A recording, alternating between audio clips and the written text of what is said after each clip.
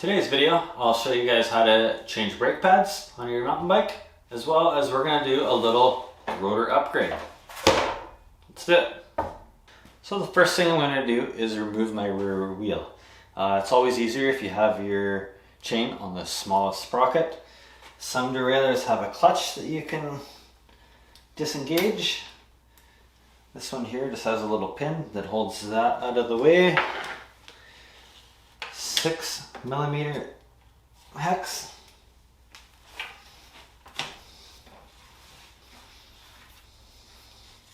Pull the axle out, wheel drops straight out, nice and easy. So an important thing when dealing with brakes is contamination. You don't want one little speck of grease on your rotor or on your pads. So I'm going to keep my axle and everything that's not associated with brakes over here while I do the brakes over there. Now I'm just going to straighten this cotter pin out with some pliers. Pull it out. And then the pads should just drop right out with the little retainer clip. I almost forgot to mention this little tip. So before you remove your old pads, it's a good opportunity to push your pistons back. I'll show you how.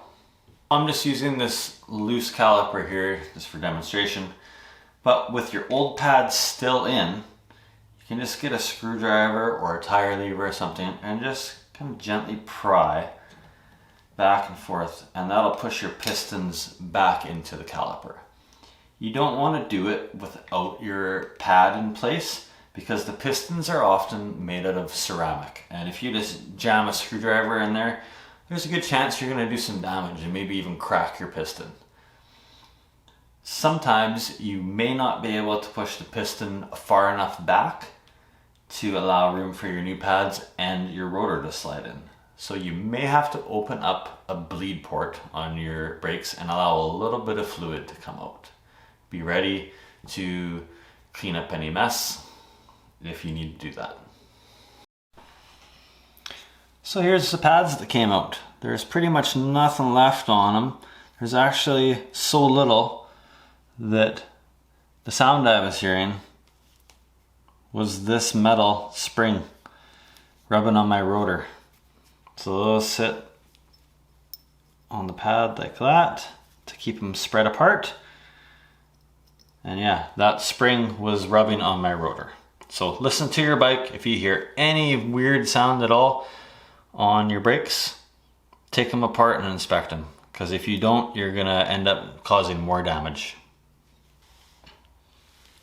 So here's the new pads. I threw some gloves on, as you can see. I don't want to risk contaminating them.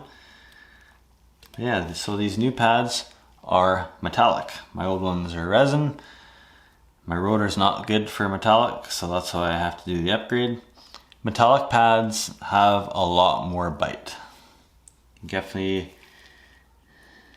have some more stopping power, which is a good thing most of the time. I have heard that metallic pads can be a little bit more noisy in the wet, and of course on Vancouver Island here, we're just headed into the wet season, so I might be riding with earplugs here, we'll see.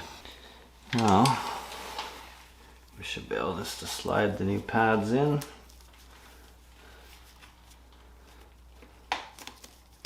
Like so.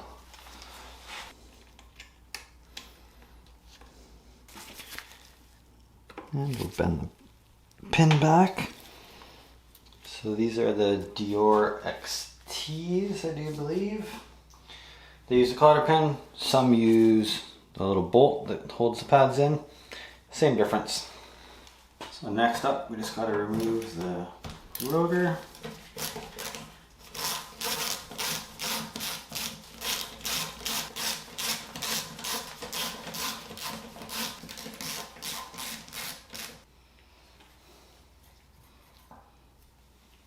Here we go, one rotor off. Just gonna give this a little clean first.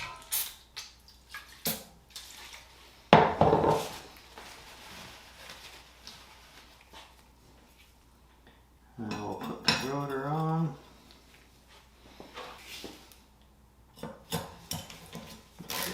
started.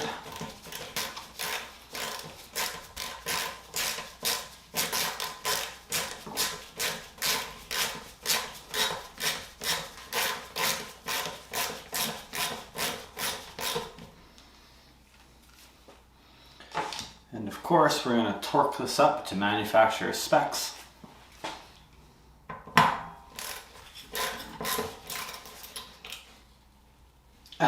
Yep, that seems about right.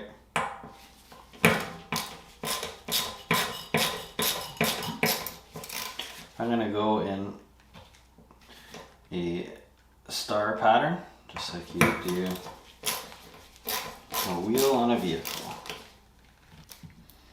I see so many bikes out there that still have this orange sticker on the rotor. And the last thing I'm going to do with this before I put it back on, give her some brake clean, nice dustless shop towel.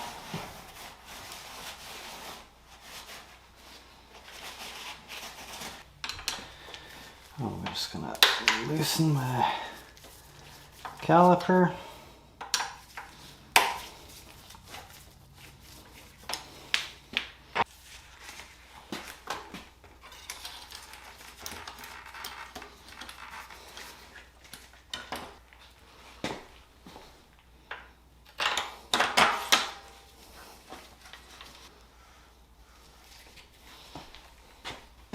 So now that the rear wheel is back on, I can squeeze the brake, which will center the caliper on the rotor and snug it up.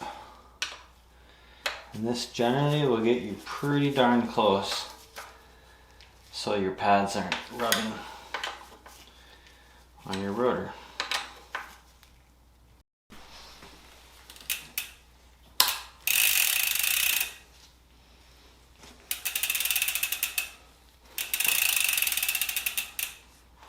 There we go. Brakes are in. The only thing left to do is bed these in now. I'm not going to show the bed-in process. It's pretty easy. I live on a big hill. I basically climb the hill and I go down the hill just applying light brake pressure, and I don't come to a complete stop. And then I'll climb the hill and I'll do that about 3 times, just getting the brakes nice and hot without coming to a complete stop. Pretty simple. I think anyone can do it if they have the right tools. Yeah, thanks for watching. If you made it to the end, remember to hit that like button and please subscribe to the channel.